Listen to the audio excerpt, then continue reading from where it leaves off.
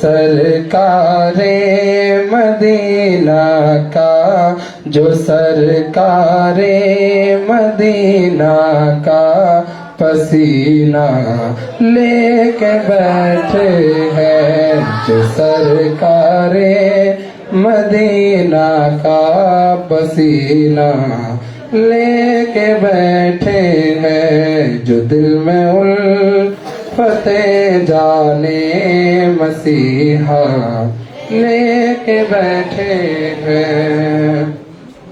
وہ ایسی کون سی شے ہے جو قبضے میں نہیں ان کے، وہ ایسی کون سی شے ہے کہ جو قبضے میں نہیں ان کے، ہر ایک نعمت ہر ایک نعمت ہر ایک نعمت مدینے والے آقا لے کے بیٹھے ہیں، ہر ایک نعمت مدینے والے آقا لے کے بیٹھے ہیں، جو دل میں الفت جانے مسیحا لے کے بیٹھے ہیں، وہی دراصل بخشش کا سہارا لے کے بیٹھے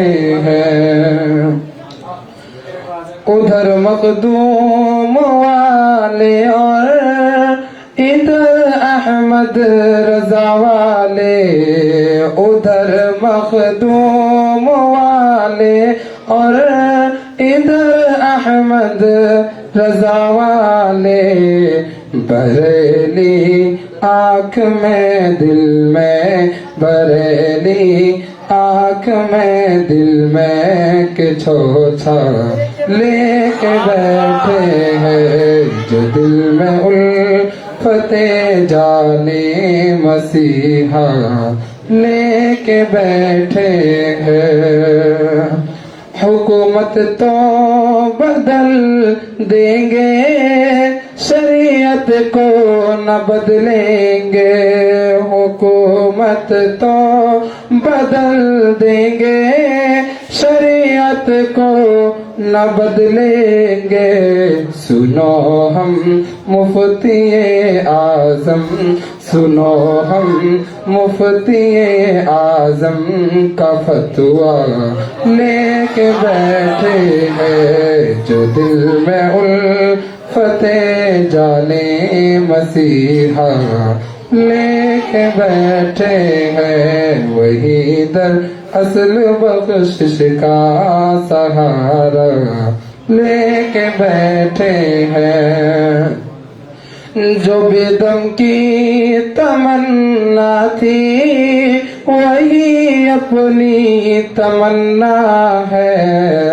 جو بیدم کی تمنا تھی وہی اپنی تمنا ہے، قیامت میں قیامت میں قیامت میں ہم امید تماشا لے کے بیٹھے ہیں، قیامت میں ہم امید تماشا لے کے بیٹھے ہیں۔ السلام علیکم۔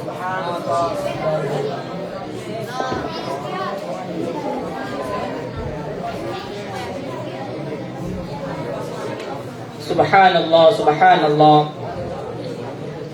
یہ تھے بلبل چمن محمد فریاد حسین، جو اپنے خوش لحانی اور نغمہ سنجی سے ہم سامعین کو نعت نبی سرور کونین صلی اللہ علیہ وسلم سنا رہے تھے۔ شہر مدینہ شہر تمنا کل بھی تھا اور آج بھی ہے، شہر مدینہ شہر تمنا کل بھی تھا اور آج بھی ہے، ان کے رخ پر رب کا جلوہ کل بھی تھا اور آج بھی ہے، ان کی صورت ان کی سیرت ان کا نقشہ ان کا جلوہ، ان کی صورت ان کی سیرت ان کا نقشہ ان کا جلوہ، راہ عمل میں اپنا نمونہ کل بھی تھا اور آج بھی ہے، راہ عمل میں اپنا نمونہ کل بھی تھا اور آج بھی ہے۔ اب آئیے نبی پاک صلی اللہ علیہ وسلم کے بعد خطابت کی دنیا میں قدم رکھے. میں خطابت کے لیے محمد نواز الحق کو ان اشعار کے ساتھ دعوت سخن دوں گا. بارش نور و نکھت ہے آ جائیے، بارش نور و نکھت ہے آ جائیے، بزم سرکار رحمت ہے آ جائیے، بزم سرکار رحمت ہے آ جائیے. سیرت شاہ طیبہ کی شمالیے، سیرت شاہ طیبہ کی شمالیے، آپ ہی کی ضرورت ہے آ جائیے.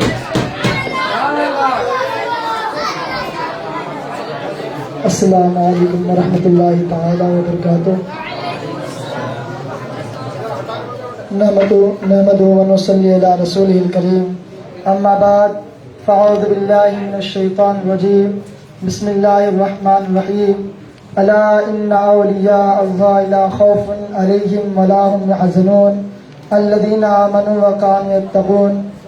سبحان ربک رب العزت عما یصفون وسلام علی المرسلین والحمد للہ رب العالمین. اعلیٰ حضرت عظیم البرکت مجدد و دین و ملت امام اشرف امام احمد رضا خان فاضل بریلوی ارشاد فرماتے ہیں: واہ کیا مرتبہ اے غوث ہے والا تیرا، واہ کیا مرتبہ اے غوث ہے والا تیرا، اونچے اونچوں کے سروں سے ہے قدم اعلیٰ تیرا، اونچے اونچوں کے سروں سے ہے قدم اعلیٰ تیرا، اور وہ کیا دبے جس پہ ہو حمایت کا پنجہ تیرا، وہ کیا دبے جس پہ ہو حمایت کا پنجہ تیرا. شیر کو خطرے میں لاتا نہیں کتا تیرا، شیر کو خطرے میں لاتا نہیں کتا تیرا، اور قسمیں دے دے کے کھلاتا ہے پلاتا ہے تجھے، قسمیں دے دے کے کھلاتا ہے پلاتا ہے تجھے. پیارا اللہ تیرا چاہنے والا تیرا، پیارا اللہ تیرا چاہنے والا تیرا. تو آئیے سب سے پہلے غربت خضرا میں آرام فرمانے والے آقا و مولا حضور تاجدار مدینہ صلی اللہ تعالی علیہ وسلم کی بارگاہ گوہر بار میں درود و سلام کا نذرانہ قدم نچھاور کرے اور پڑھے بلند آواز سے: اللہم صلی علی سیدنا مولانا محمد بارک وسلم. صلو علیہ صلاۃ و سلام علیک یا حبیب یا نبی اللہ صلی اللہ تعالی علیہ وسلم. حضرات، میں نے جس آیت کریمہ کی تلاوت کی ہے، رب قدیر ارشاد فرماتا ہے: الا ان اولیاء اللہ لا خوف علیہم ولا هم يحزنون، کہ بے شک اللہ کے ولیوں کو نہ کوئی خوف ہے، نہ کوئی ڈر، اور نہ ہی وہ کسی سے غمگین ہوتے ہیں، صرف اس کو خدا کا خوف اور ڈر ہوتا ہے. تو آئیے میں کچھ حضور غوث پاک کے بارے میں آپ لوگوں کو بتانے کی کوشش حاصل کروں گا. حضور غوث پاک رضی اللہ تعالی عنہ جو ہے ماں کی طرف سے حسینی سید ہے اور باپ کی طرف سے حسینی سید ہے. آپ کے نانا بھی ولی، آپ کے دادا بھی ولی، اور آپ کے پھپھو بہت بڑی اللہ کے ولی. یعنی اللہ ایسے ماحول، ایسے اسباب پیدا کرتا ہے. جو ہے آپ کے ابو حضرت ابو صالح موسیٰ جنگی دوست رحمۃ اللہ علیہ تعالی بہت بڑے اللہ کے ولی. ایک مرتبہ جو ہے آپ ایک راستے سے گزر رہے تھے، تو بادشاہ جو ہوتا ہے، بادشاہ کے کچھ سپاہی شراب کے مٹکے لے کے جا رہے تھے. آپ جو کہ راستے سے گزر رہے تھے سید موسیٰ جنگی دوست رحمۃ اللہ تعالی، تو آپ نے سپاہیوں سے پوچھا کہ کیا لے جا رہے ہیں. تو بدبو سے تو معلوم ہو گیا کہ شراب لے کے جا رہے ہیں، پھر بھی تصدق کے پھر بھی پوچھ لیا کہ کیا لے جا رہے ہیں. تو وزیر نے کہا کہ ہم جو ہے بادشاہ کا جو سامان لے کے جا رہے ہیں، کیونکہ آپ کے پاس ایک ڈنڈا تھا، آپ کو غصہ آیا اور ڈنڈے سے تینوں مٹکے کو توڑ دیا. اور بھائی وزیر تو وزیر ہوتا ہے، بادشاہ کے پاس گیا اور بادشاہ کو بڑی بڑی باتیں اور بڑی بڑی کہانیاں سنائی. تو کہا گیا کہ بلا کے لاؤ حضرت سید موسیٰ جنگی دوست رحمۃ اللہ تعالی علیہ کو. جب بلا کے لایا گیا تو بادشاہ نے کہا کہ تم میرے کام میں دخل انداز کیوں دیے، یہ میرا گھر کا معاملہ تھا. تو حضور سید موسیٰ جنگی دوست رحمۃ اللہ تعالی علیہ کہتے ہیں کہ میں محتشب ہوں، میرا کام ہے کہ میں برائی سے لوگوں کو روکوں. میں تمہارے لیے بھلائی کے لیے سوچ رہا تھا. بھلائی کیا؟ میں تمہارا کہا کیسے؟ کہا کہ اگر وہ تم شراب بیچتے، لوگ پیتے تو تم جہنم میں جلائے جاتے، اس لیے میں تمہیں روکا۔ تو بادشاہ نے کہا اچھا کس نے تجھے ڈیوٹی پہ لگایا، کس نے کام پہ لگایا؟ تو حضرت سید موسیٰ جنگی دوست رحمۃ اللہ تعالی علیہ کہتے ہیں کہ میرا رب نے مجھے یہ کام دیا ہے، تأمرون بالمعروف وتنہون عن المنکر، بندے کا کام ہے کہ برے کی طرف سے، برائی سے روکے اور اچھے کی طرف یعنی نیکی کی طرف دعوت دے۔ تو کہا کہ میرا رب نے مجھے میرے ڈیوٹی پہ لگایا ہے۔ تو بادشاہ کے چہرے پہ روب طاری ہوا اور کہا کہ ایسا ہے تو تم میرا محتشم نہ بن جاؤ، میرا غلام نہ بن جاؤ۔ تو حضرت سید موسیٰ جنگی دوست رحمۃ اللہ تعالیٰ کہتے ہیں کہ جو اللہ کا کام کرتا ہے، اللہ کا ڈیوٹی کرتا ہے، پھر وہ بندوں کا کام نہیں کرتا ہے۔ یہ حضور غوث پاک کے والد محترم ہیں۔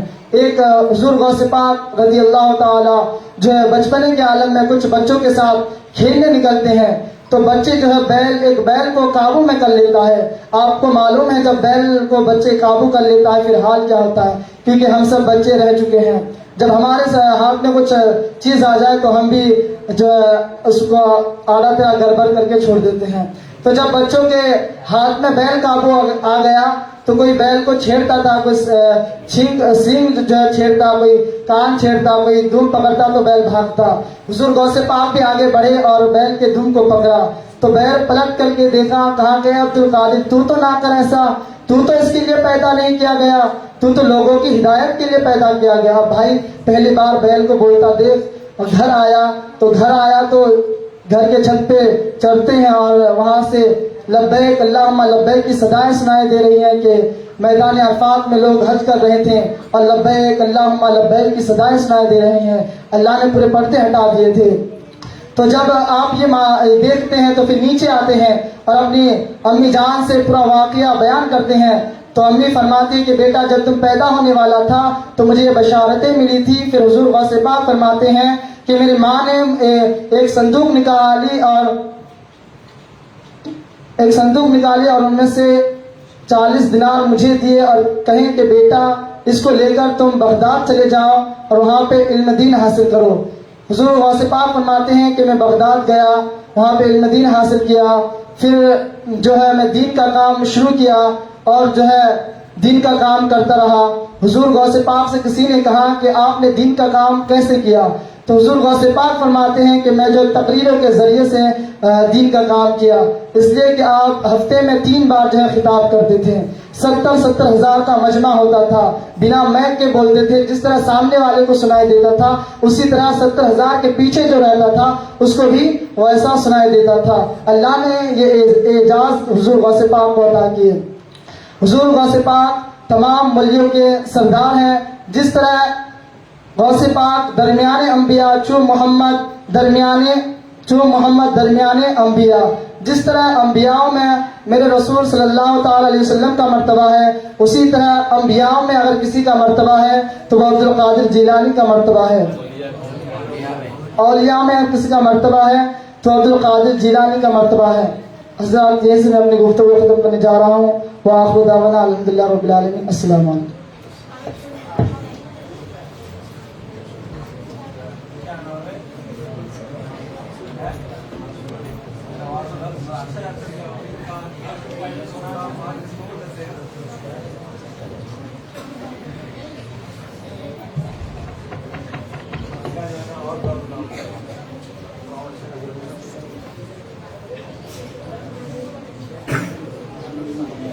السلام علیکم ورحمۃ اللہ وبرکاتہ۔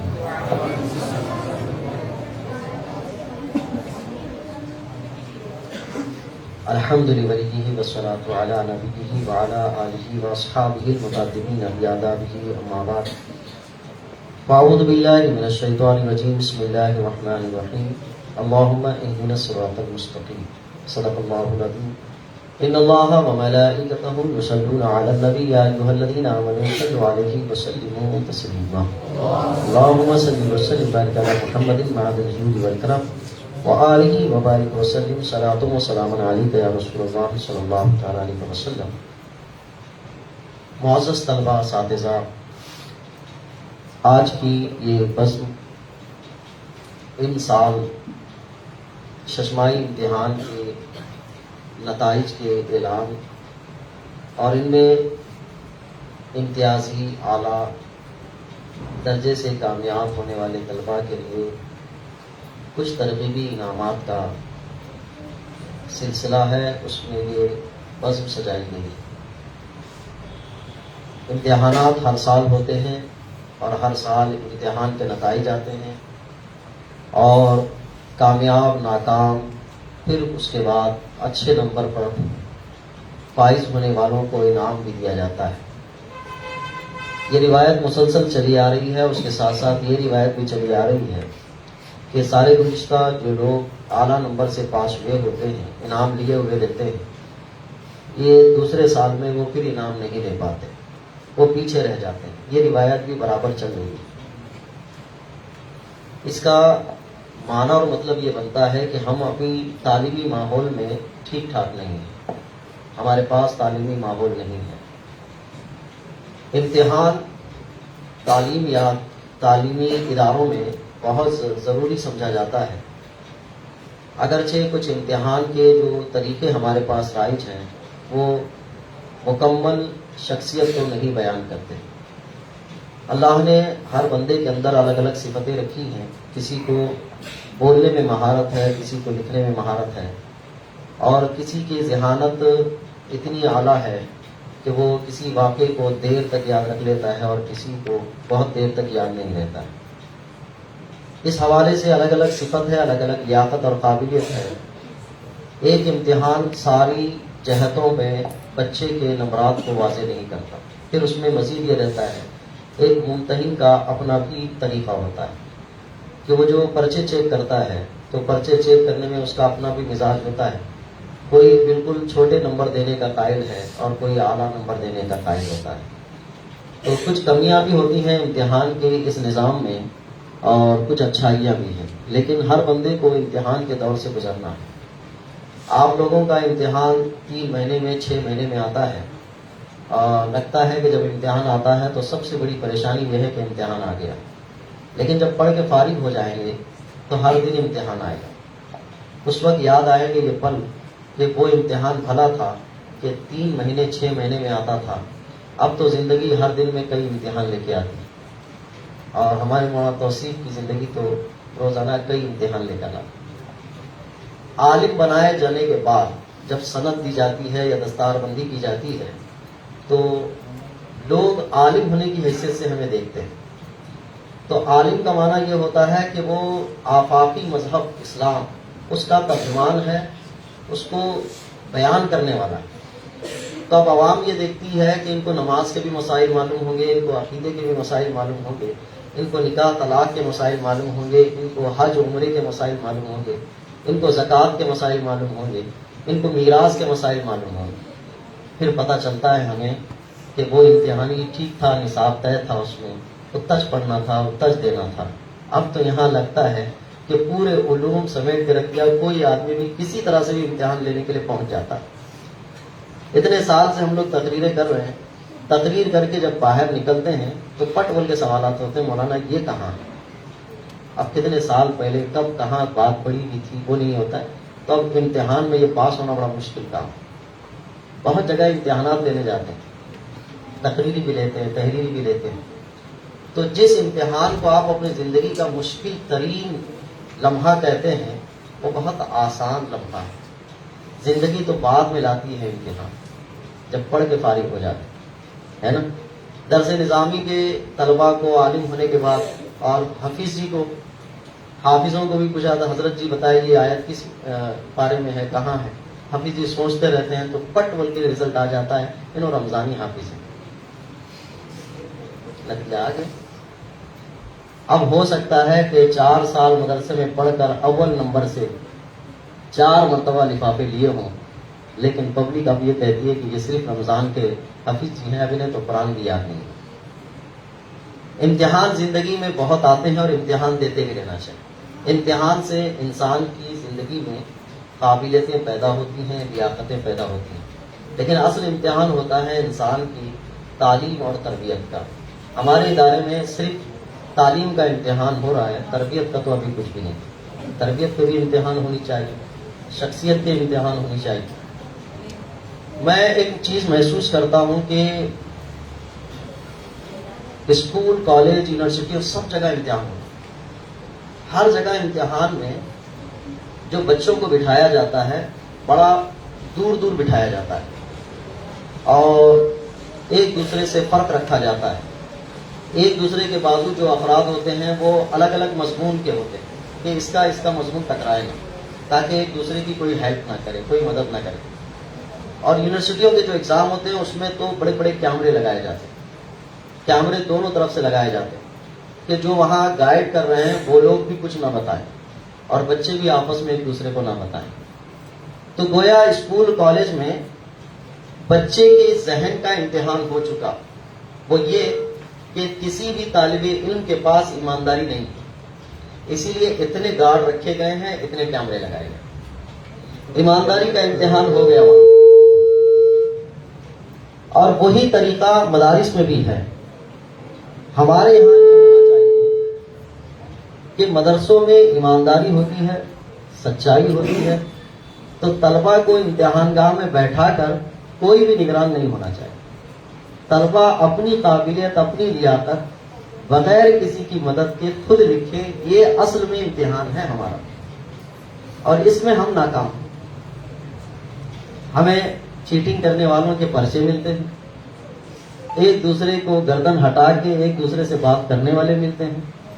تو گویا کہ کالے کالے حروف میں پاس ہونے کر اعلیٰ نمبرات کے امتحان میں ہم کامیاب ہو رہے ہیں، شخصیت کے امتحان میں ہم ناکام ہو رہے ہیں.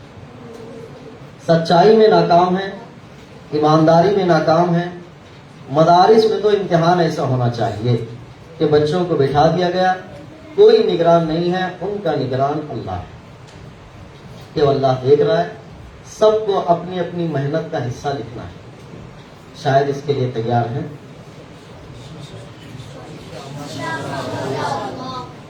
تو اگلے امتحان میں نگران کی ضرورت نہیں رہے گی. ہونا تو یہ چاہیے. مدرسوں میں اگر اللہ کا خوف نہ ہو تو دنیا کی کس شعبے میں آپ اللہ کا خوف لائیں گے؟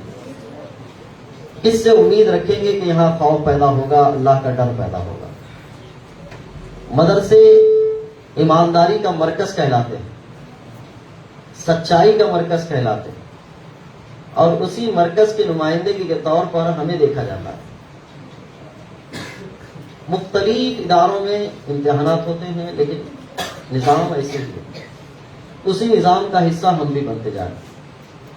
انشاءاللہ سالانہ امتحان میں ارادہ یہ ہے کہ امتحان سے پہلے شخصیت کے امتحان کی تیاری بھی کروائی جائے اور اس انداز سے آپ کو کہا جائے کہ آپ جہاں بیٹھنا چاہتے ہیں بیٹھیں، لیکن ایمانداری سے لکھیں، سچائی کے ساتھ لکھیں. جس کے بازو بیٹھنا چاہتے ہیں، اپنی کلاس کا گروپ بنا کے بیٹھنا چاہتے ہیں، لیکن ایک دوسرے کا دیکھے گا. اپنی صلاحیت، اپنی قابلیت، اپنی ذہنی صلاحیت اس کے حساب سے لکھیں. کیا تیار ہیں آپ اس کے لیے؟ اور اس کے لیے محنت کرنا پڑے. یہ کب آتی ہے انسان کے پاس؟ جب کسی کے پاس پیسے وغیرہ بہت ہوتے ہونا، تو ایسے آدمی کے سامنے اگر کسی کے پیسے کی پاکٹ گری بھی ہو تو وہ اٹھاتا نہیں. وہ سوچتا ہے کہ اس کو اٹھا کے کروں کیا میں، میرے پاس تو خود پیسے بہت زیادہ ہیں. لیکن جس کے پاس تنگی ہوتی ہے، جیب خرچ کو پیسے نہیں ہوتے، خواہشات زیادہ ہوتے ہیں، اگر وہاں 10-20 روپے بھی گرے ہوں تو نیت بدل جاتی ہے. وہ سوچتا ہے کہ 10-20 روپے میرے ایک دن کے لیے کام آ جائیں گے، اٹھا لیتا ہے.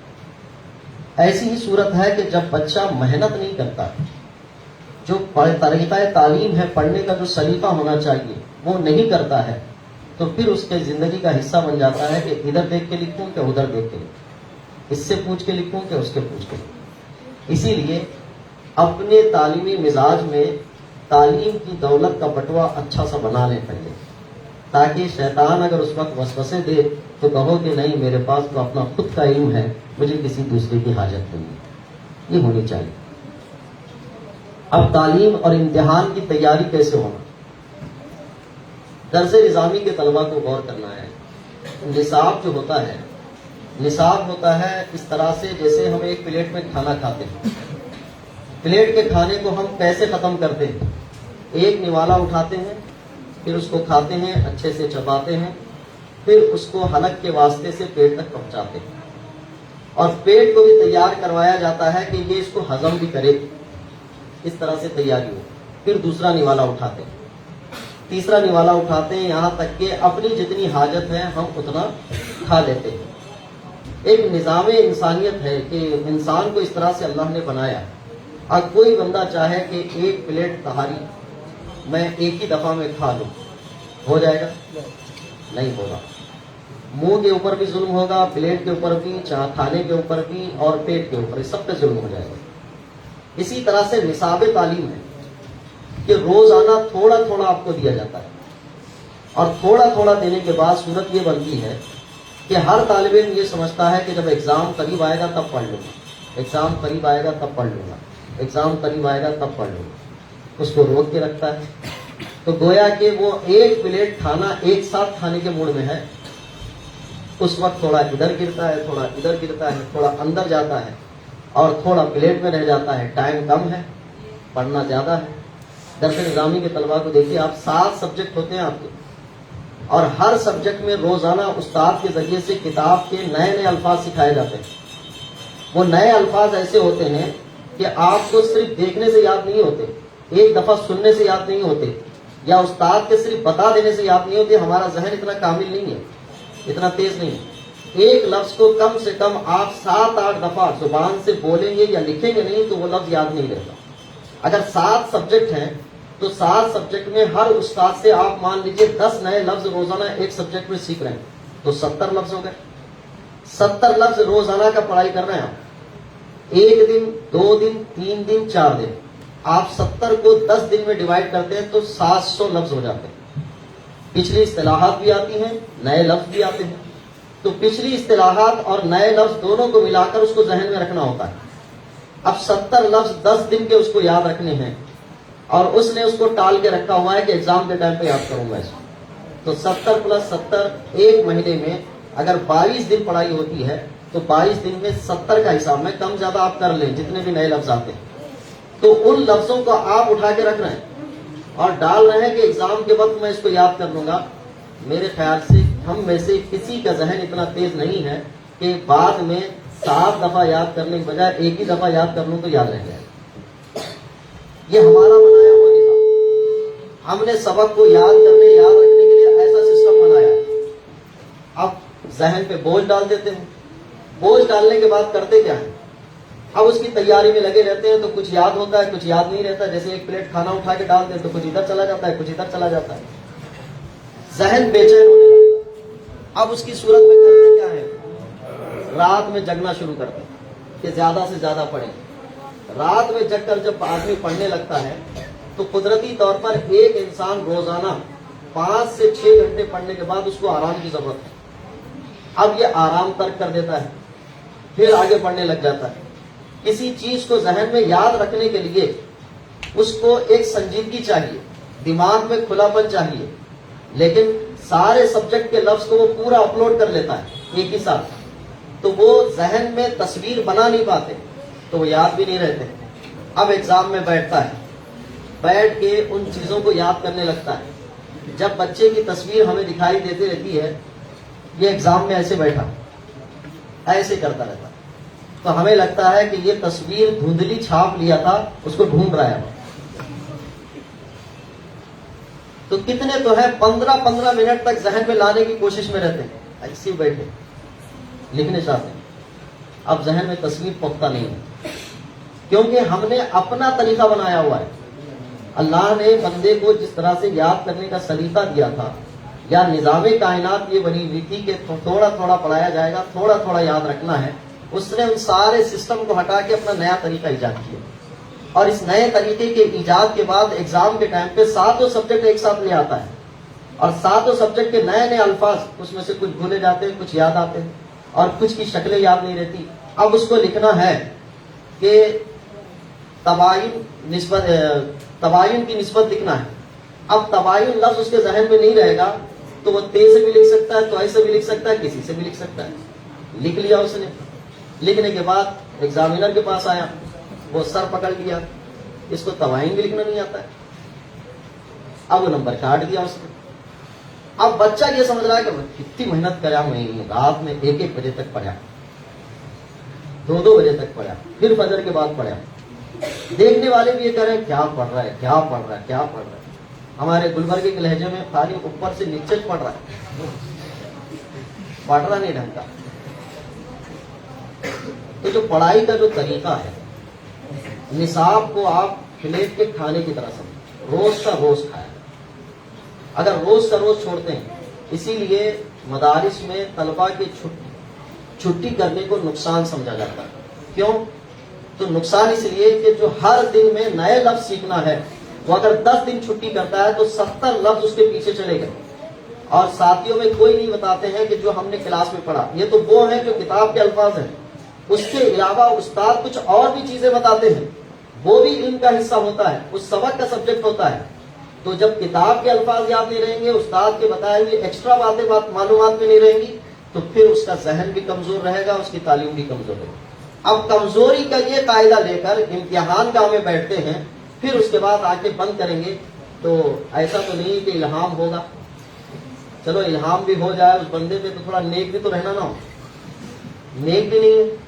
नेक रहते तो चलो अल्लाह की तरफ से फजल होता, एक दफा पढ़ने पर ही अल्लाह ने तुम्हारे ऊपर इनाम दे दिया कि उस वक्त इम्तिहान में लाके रख दिया, कि उसके बाद 2 रकात शुक्राना पड़े कि अल्लाह ने मेरे ऊपर फजल फरमाया कि 20 साल यानी 4 महीने पहले पढ़ा था, आज तक याद रखा हूं और आज इम्तिहान में आ गया। अगर ऐसे ही फजल पे उम्मीद रखना है तो 4 महीने की छुट्टी करके सीधा एग्जाम में भी आ सकते हैं। तरीका नहीं है ये दरस निजामी के तलबा के लिए। हिफ्स के तलबा के लिए क्या है? हिफ्स के तलबा के लिए कहानी ये है कि उनका इम्तिहान रोजाना है, इसलिए कि उन्हें रोजाना सबक सुनाना है, सबक का पारा सुनाना है, आमुफ्ता सुनाना है। इनको अलग से इम्तिहान की गुंजाइश ही नहीं। याददाश्त की अपनी पेशकश करना है उन्हें, तो याददाश्त की जब पेशकश करना है तो उन्हें रोजाना पढ़ना है और रोजाना उसको याद करना है। हमारे हिफ्स के तलबा में ये क्या कैफियत होती है कि कैफियत ये होती है कि अगर आज आमुफ्ता सुना लिया, एक दिन पहले एक पारा सुना लिया, तो अब 8 दिन तक मुतमईन रहता है कि जो पारा 8 दिन पहले मैंने सुनाया है वो अभी तक याद है। ऐसा नहीं।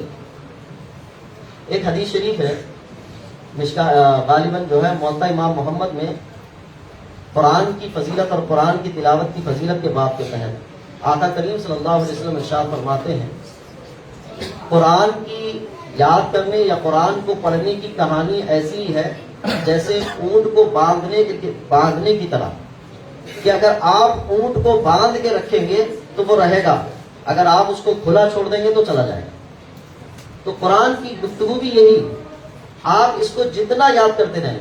याद करने की एक कहानी हमारे पास ये है कि दरसगाह में बैठ के याद कर रहे हैं। हिफ्स के तलबा में अक्सर ये है कि जब वो पढ़ने बैठे रहते हैं तो कोई आ रहा है उसको देखा, कोई जा रहा है उसको देखा, कौन क्या कर रहा है उसको देखा।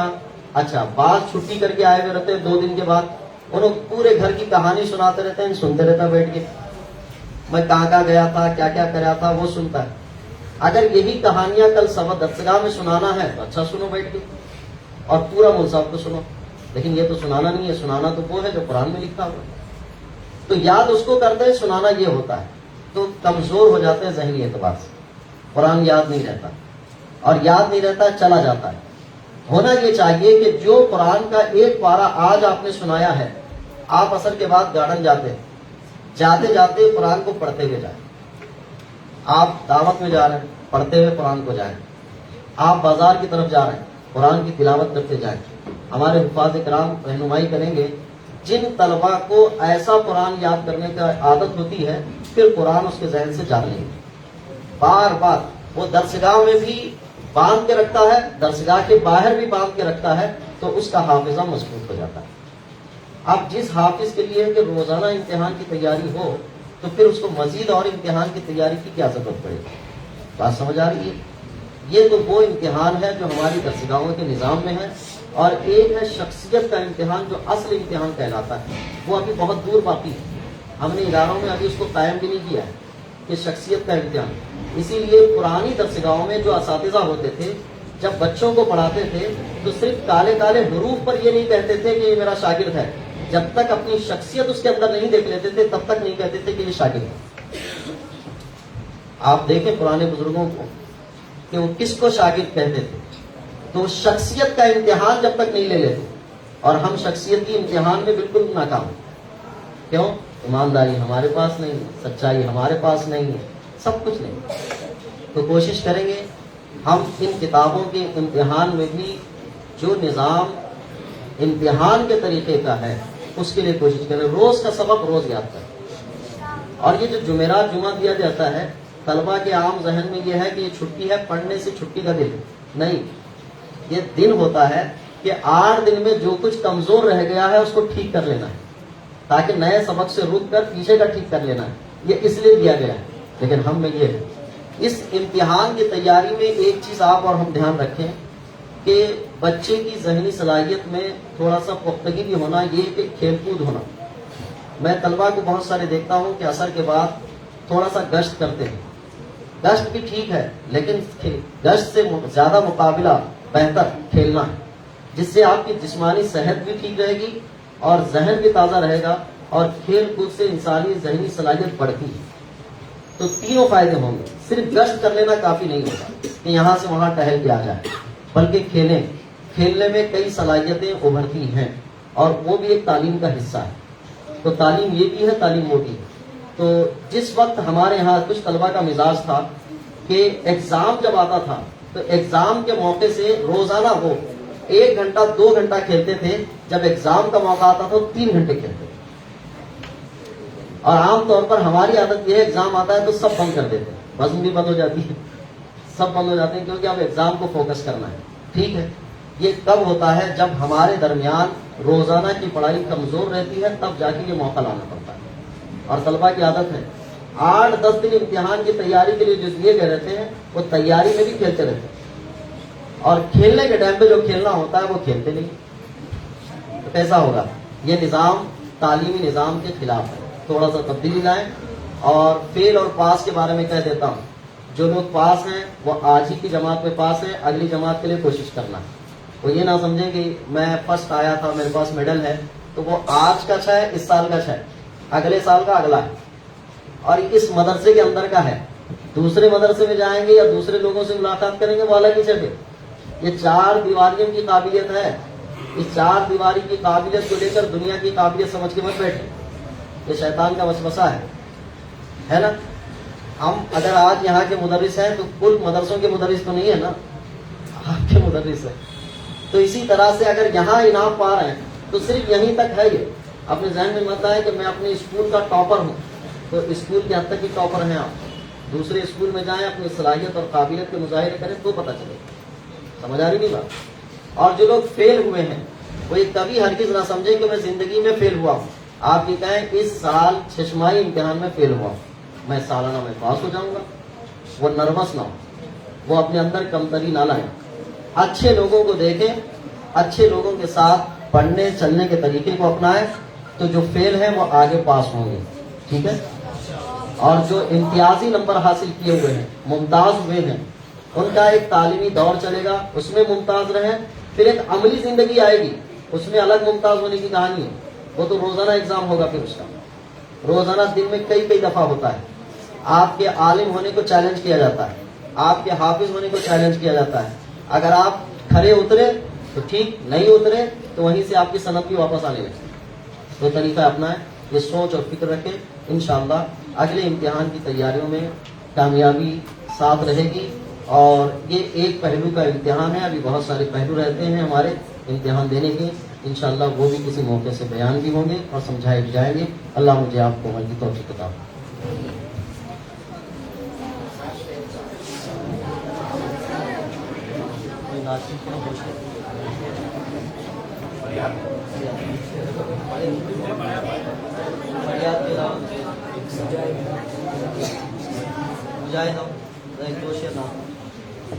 دو شعر جب بولتے ہیں 2 عدد ہے خاص ہے.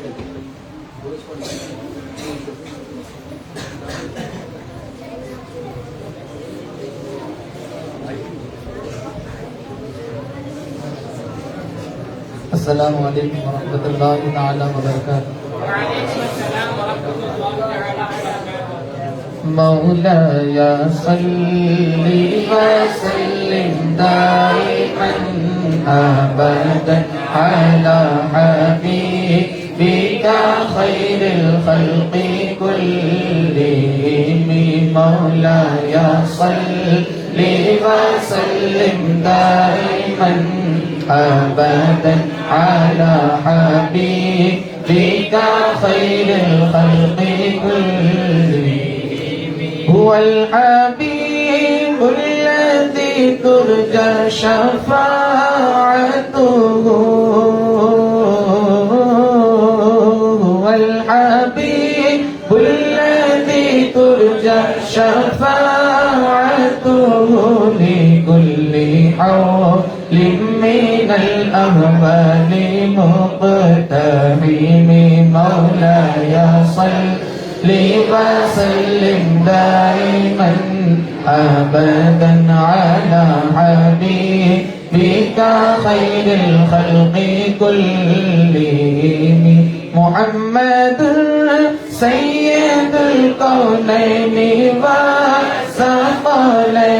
والثقلين محمد سيد الكونين والثقلين والفريقين من عرب ومن عجم مولاي صل وسلم دائما أبدا على حبيبك خير الخلق كلهم.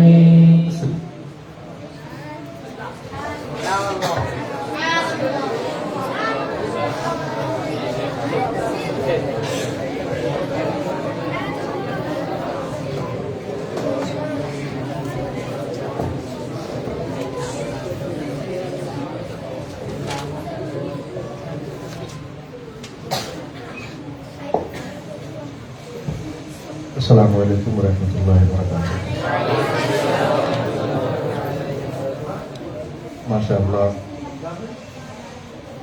آپ سبوں نے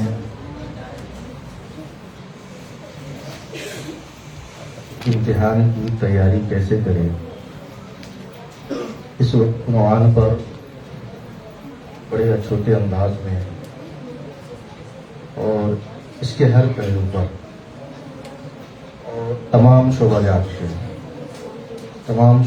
کے ہر پہلو پر امتحان کی تیاری کیسے کرنا ہے, آپ ایک کامیاب طالب علم کیسے بن سکتے ہیں, بڑے پیارے انداز میں آپ کے سامنے پیش کیے گئے. بس ضرورت اس بات کی ہے کہ آپ ان چیزوں کو, ان باتوں کو اپنے اندر لانے کی کوشش کریں. انشاءاللہ اگر ان باتوں پر عمل کریں گے تو پھر امید ہے کہ کوئی طالب علم فیل نہیں ہوگا, اور اگر قسمت ساتھ نہ دے فیل بھی ہو جائے تو اپنے آپ کو احساس کمتری کا شکار نہ ہو. آپ اگر ذہن میں یہ لے کے بیٹھے رہیں گے ہم پاس ہو ہی نہیں سکتے ہیں تو پھر کبھی نہیں پاس ہو پائیں گے. کسی چیز کا ذہن میں بیٹھ جانا, جو چیز آپ کے اندر نہیں ہے اس کا بیٹھ جانا, یہ اس انسان کے لیے ناکامی اور پریشانی کی علامت ہے. ایک واقعہ کے طور پر, ایک پہلی کے طور پر, کہ مرغی کے بچے اور اسی مرغی کے بچے کے ساتھ چیل کے بچے کی پرورش انڈے کی صورت میں. اب وہ چیل کا بچہ مرغی کے بچے کے ساتھ رہ کر کے مرغی کے بچوئی کے ساتھ چلتا ہے, اور اس کے ذہن میں یہ بات ڈال دی جاتی ہے اور آ جاتی ہے کہ میں اڑ نہیں سکتا ہوں. وہ بچہ ایک مرتبہ کسی چیل کو اڑتے ہوئے دیکھتا ہے, مرغی کو آ کے کہتا ہے کہ فلاں پرندہ بھی, وہ بھی میری شکل و صورت کا ہے, اگر وہ اڑ سکتا ہے تو میں کیوں نہیں اڑ سکتا. تو مرغی اس کی ماں کہتی نہیں, تم اڑ ہی نہیں سکتے, تم اس کے بارے میں بات ہی مت کرو. اب اس چیل کے بچے میں یہ بات ذہن میں بٹھا دی گئی کہ تم وہ نہیں اڑ سکتے. اب جب یہ بیٹھ گئی تو اپنے آپ کو یہ سمجھ لیتا ہے کہ ہاں میں اڑ نہیں سکتا ہوں، میں پرواز نہیں کر سکتا ہوں۔ تو جو چیز، جو کمی اگر کسی بندے کے اندر نہ ہو، اگر اسے وہ سدھارنے کی کوشش نہ کرے اور اس سے نکلنے کی کوشش نہ کرے تو پھر کبھی وہ اس سے نہیں نکل پائے گا۔ اس لیے اگر کوئی طالب علم فیل ہو گئے ہوں تو وہ سالانہ امتحان کے پیش نظر محنت کرے، اور یہی وجہ ہے کہ سالانہ امتحان اگر آپ فیل ہوتے ہیں تو دوبارہ اسی جماعت میں آپ کو پڑھنا پڑتا، اور اس کی وجہ یہ ہے کہ جب آپ پر ایسے اوقات آئے اور پھر آپ پریشانی مبتلا ہوں گے تو آپ اس سے نکلنے کی کوشش کریں گے۔ اگر آپ کو فیل ہونے کے بعد بھی جماعت میں ترقی دے دی جائے تو پھر آپ پڑھنے اور محنت کی کوشش نہیں کریں گے، نہیں، جماعت میں ترقی ملی جاتی ہے، جماعت بدلی جاتی ہے۔ تو ایک وجہ یہ بھی ہے جماعت سے روک دی جانے کی، تاکہ آپ کو احساس ہو اور پھر آپ کوشش کریں۔ بہرحال اللہ تبارک و تعالیٰ کی بارگاہ میں دعا ہے کہ اللہ تبارک و تعالیٰ ہم تمام کو علم دین محنت سے حاصل کرنے کی توفیق عطا فرمائے۔ اب آپ ہر جماعت کا، ہر شعبہ کا رزلٹ آپ سماعت کر لیں۔ پیتانیہ اول، اس میں کل تقریباً 54 طلبہ ہیں، اس میں سے حاضر 45، در حاضر 9، اور 45 حاضر طلبہ میں سے 8 ممتاز ہیں اور 11 اعلیٰ ہے، اوسط 16، 5 ادنا اور 5 فیل بھی ہے۔ اب جنہوں نے امتیازی نمبر حاصل کیا، اس پیتانیہ اول کے لیے 3 انعام ہیں، انعام اول، انعام دو، انعام سوم، اور پھر اس کے علاوہ پلس ترغیبی انعام بھی ہے، کیونکہ بچے زیادہ ہے اس جماعت کے لیے ترغیبی انعام بھی ہے۔ پیتانیہ اول سے جنہوں نے اول پوزیشن حاصل کی ہے وہ ہے محمد عبدالصمد بن محمد شبیر احمد، ممتاز 89% کے حساب سے انہوں نے نمبر حاصل کیا۔ ان سے کہوں گا کہ آپ انعام اول اپنے استاد حافظ قاری محمد حنیف صاحب سے آ کر کے حاصل کریں۔ انعام دو محمد مصطفیٰ بن محمد اقبال، انہوں نے بھی امتیازی نمبر حاصل کیا اور ان کا جو پرسنٹیج ہے 86%۔ انعام سو محمد تنویر بن محمد ابراہیم پاشا، پرسنٹیج 82%۔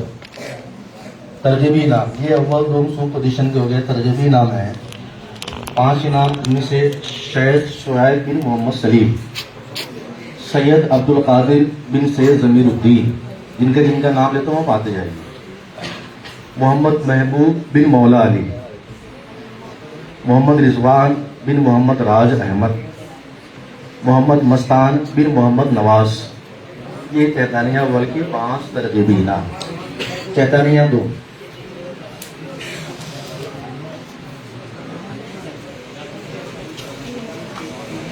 پیتانیہ دو میں کل جو طلبہ ہیں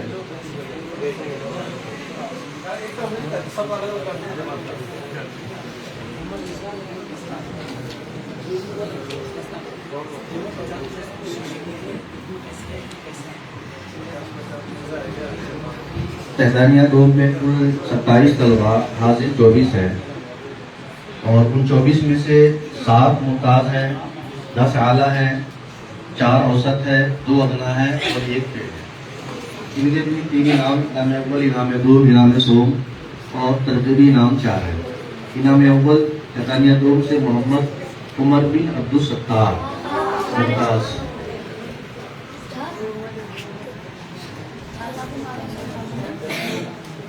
اور انعام دو محمد امین شاہ بن یعقوب، انعام سو محمد مستان بن پاشا۔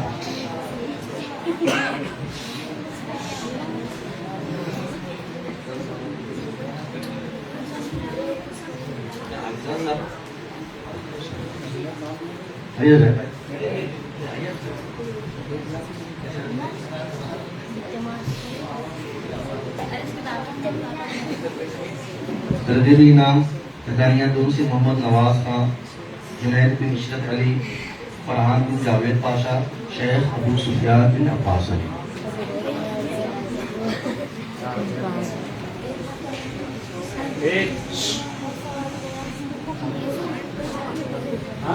یہ شعبہ تحفیظیہ کے نتائج ہوئے۔ شعبہ تحفیظ کے کل 4 کلاسیں ہیں اور ان چاروں کلاس کے لیے الگ الگ 3 انعامات رکھے گئے ہیں اور وہ 200۔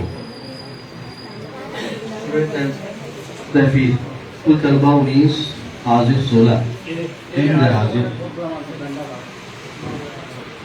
ماشاءاللہ 16 طلبہ اس میں ہیں اور 16 کے 16 بھی ممتاز ہیں۔ کیا سنانے کے ٹائم الہام ہوا تھا کیا؟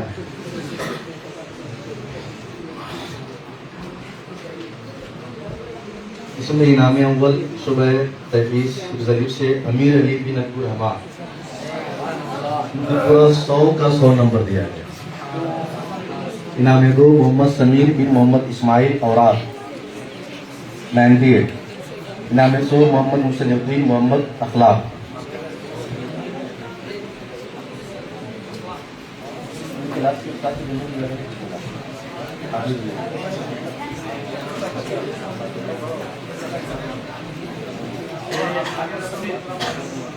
شعبہ تحفیظ حفظ باب، 3 انعام۔ اس میں کل 14 طلبہ، 11 حاضر، 3 غیر حاضر، 1 بھی ممتاز نہیں، اعلیٰ 8، 3 اوسط۔ انعام اول، انعام 2 انعام 100 جو مستحق ہے۔ انعام اول محمد فیضان پٹیل، انعام 2 محمد حسین کامکھن، انعام 100 محمد مزمل مسلم سر۔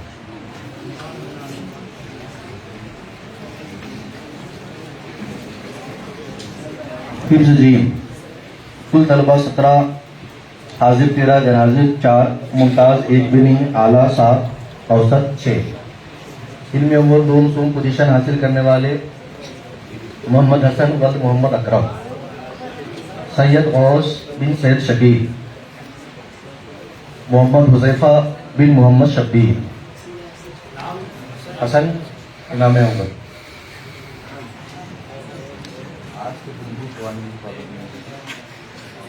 آج کے دن بھی قوانین پابندی نہیں ہے، لباس دوسری کا۔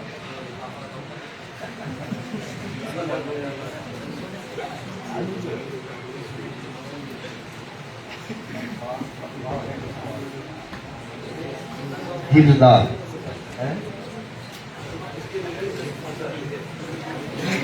میں کل 18 طلبہ، نہیں ہے شاید، حاضر 15، غیر حاضر 3، ممتاز 1، اعلیٰ 7۔ پوزیشن حاصل کرنے والے انعام اول محمد سید ندیم ولد شہید شکیل، انعام 2 محمد اختر بن محمد مختار، انعام 100 محمد ایان بن محمد اشرف۔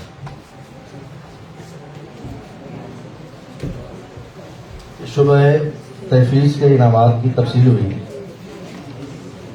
درس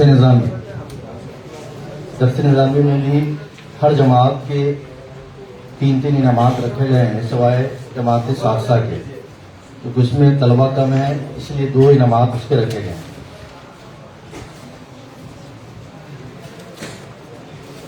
اداریہ کل 10 طلبہ، حاضر 9، 1 غیر حاضر، 1 ممتاز، اعلیٰ 3، اوسط 1 اور ادنیٰ 3۔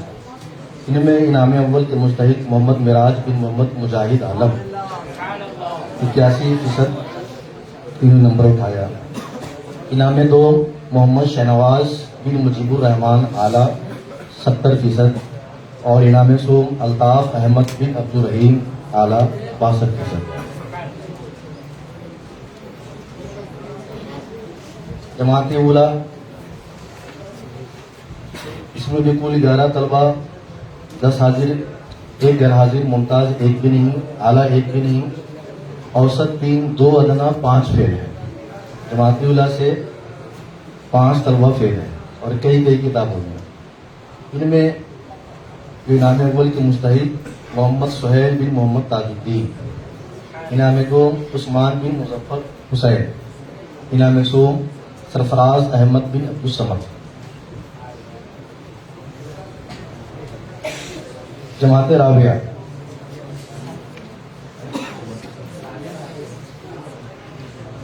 जमात सानिया कुल 12 तलबा, 10 हाजिर, 2 गैरहाजिर, 1 मुमताज, 3 आला, 1 औसत, 1 अदना, 4 फेल। गोला में 5 फेल और इसमें 4 फेल है। इसमें अव्वल 2 मसूम पोजीशन हासिल करने वाले मोहम्मद मुजम्मिल रजा बिन मोहम्मद फिरोज मुमताज 81% इनाम 2 मोहम्मद रेहान बिन मोहम्मद अहमद रजा आला 62%। इनाम 100 गुलाम मुजक्किर बिन खुर्शीद आलम आला 60%। गुलाम मुजक्किर है। जमात राबिया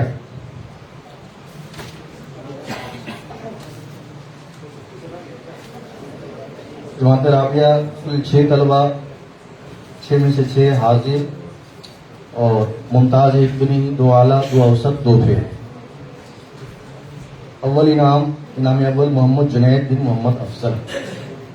इनाम 2 मोहम्मद अब्दुल कादिर बिन लाल अहमद। इनाम 100 मोहम्मद अली रजा बिन यासीन साहब।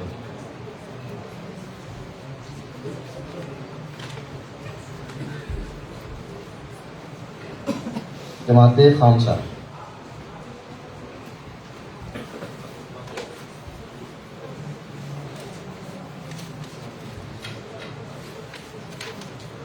जमात खामसा कुल 5 तलबा, 5 हाजिर, इसमें से 1 मुमताज, 1 आला, 2 अदना और 1 फेल।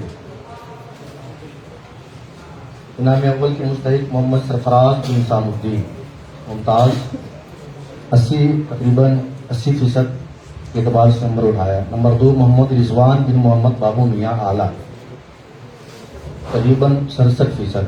नंबर 3 मोहम्मद शहनवाज बिन मोहम्मद सोहेल अख्तर। जमात सादसा कुल 4 तलबा, 4 हाजिर, 2 आला, 1 औसत, 1 अदना। 2 इनाम अव्वल मोहम्मद महबूब बिन अब्दुल कादिर 70%। इनाम 2 मोहम्मद रिजवान बिन मोहम्मद राहत अली 66%। ये हो गए उन तलबा के नताइज और उनके इनामात की तफसील जिन्होंने बेहतरीन पोजीशन हासिल की, अच्छे नंबरात उठाए। इदारा की तरफ से अच्छे अखलाक के लिए, अच्छे किरदार के लिए, बादब और अपने उस्ताद का अदब और ताज़ीम के लिए इदारा ने कई जिहतों पर गौर करके चंद तलबा का नाम इंतखाब किया है और ये सारे असातिज़ा के मशवरा से है। तो लगा मैं उन तलबा को बुलाता हूँ जिनका नाम, किसी का नाम पढ़ाई में मेहनत करने की बिना पर है, किसी का नाम अच्छी हाजिरी की बिना पर है, किसी का नाम अदब एहतराम की बिना पर है। तो मोहम्मद सरफराज जमात खामसा, वजह पढ़ाई में मेहनत करना। नंबर 2 मोहम्मद जुनैद अशरफ, पढ़ाई से दिलचस्पी। नंबर 3 मोहम्मद मुजम्मिल नागपुरी, पढ़ाई से दिलचस्पी, मेहनत करना। मोहम्मद अतीक हिफ्ज़ अलिफ, बादब रहना।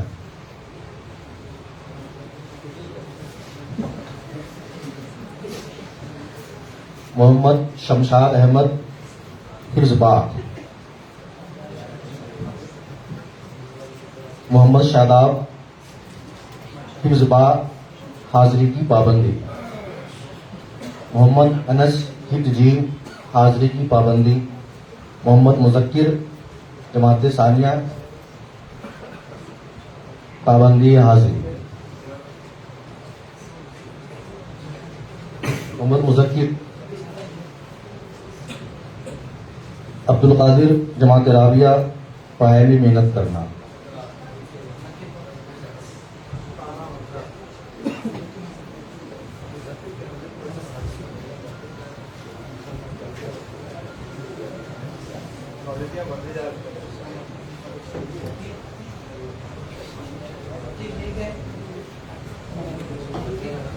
अब्दुल कादिर है, अब्दुल कादिर सैयद साजिद गुंजोटी, बादब। محمد مستان تحتانی دو پرائم میں محنت کرنا. عبدالصمد تحتانی اول پرائم میں محنت کرنا. اماد الدین حفظ الف پابندی حاضری. محمد عثمان پرائم میں محنت کرنا. محمد معراج اعدادیہ محنت اور ادب. محمد شعیب بن سلیم تحتانی اول پڑھائی میں محنت. محمد مصطفیٰ و محمد اقبال.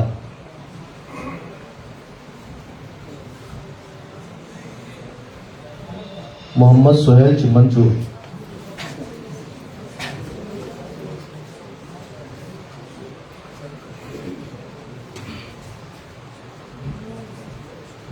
محمد سعید جماعت اداریہ بااخلاق اداریہ.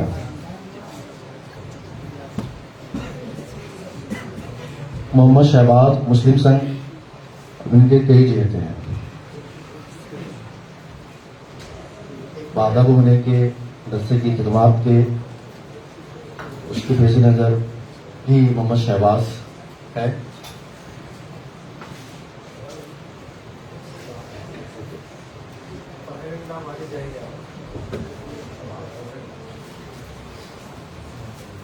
یہ انعامات کی تفاصیل طلباء کے حوالے سے، کیونکہ طلباء کے اندر جو بھی کچھ خوبیاں ہیں، اچھائیاں ہیں اور یہاں تک لانے میں ہے، وہ ادارہ کی اساتذہ کا کردار ہے. لہذا ادارہ نے کیونکہ سالانہ امتحان کے موقع سے ادارہ کی طرف سے کچھ ہدیہ تحفتاً پیش نہیں کیا گیا تھا.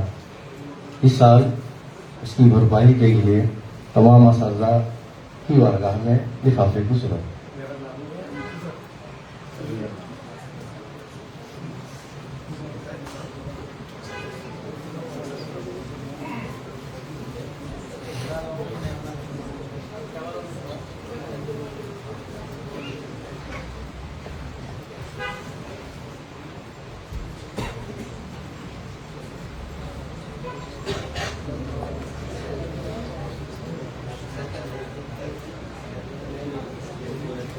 اللہ تبارک و تعالیٰ کی بارگاہ میں دعا ہے کہ اللہ تبارک و تعالیٰ ہم تمام سے اپنے دین مدین خدمات دینے کی توفیق عطا فرمائیں اور ہم تمام کو مذہب اسلام کے احکامات و تعلیمات پر عمل کرنے اور اسے عام کرنے کی توفیق عطا فرمائیں. السلام علیکم ورحمۃ اللہ وبرکاتہ.